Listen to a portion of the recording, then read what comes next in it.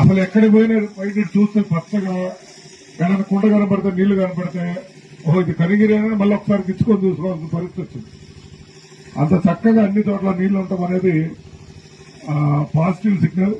మనం ఇటువంటి ఇంకా ఎక్కడైనా ఘాట్ ఉంటే కూడా అధికారులు చెప్పేది ఏంటంటే ఆ ప్రాంతాల్లో మళ్ళా మనం ఇంక్లూడ్ చేసి ఏవైతే గతంలో కొన్ని మీరు తగ్గుండొచ్చు ఓడిపోయి ఉండొచ్చు, లేకపోతే మా వాళ్ళు తెలియక మట్టి తీసుకెళ్లి కొన్ని చేసి ఉండొచ్చు, అవి వాటిని అన్ని కూడా మళ్ళా రిపేర్ లో ఐడెంటిఫై చేసి పెట్టి, ఎందుకంటే ఇది క్షామ పీడిత ప్రాంతం.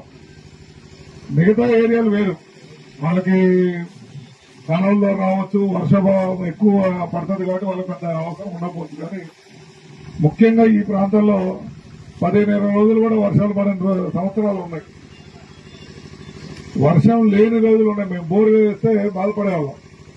2004లో బోర్లు వేసేటప్పుడు ఎలక్షన్ ముందు వాగ్దానాలు అవి, బోర్ వేస్తే ఫెయిల్ అయింది. మాకు తెలియదు, ఈ పార్టీ వాళ్ళు వేసేస్తారు, నెక్స్ట్ ఆ పార్టీ వాడు వస్తాడు, వాడేస్తారు, వాడికి పడవు, మీరు ఎవరు నీళ్లు ఇస్తే వాళ్ళకి మేము ఓట్లు వేస్తామనే జనాలు.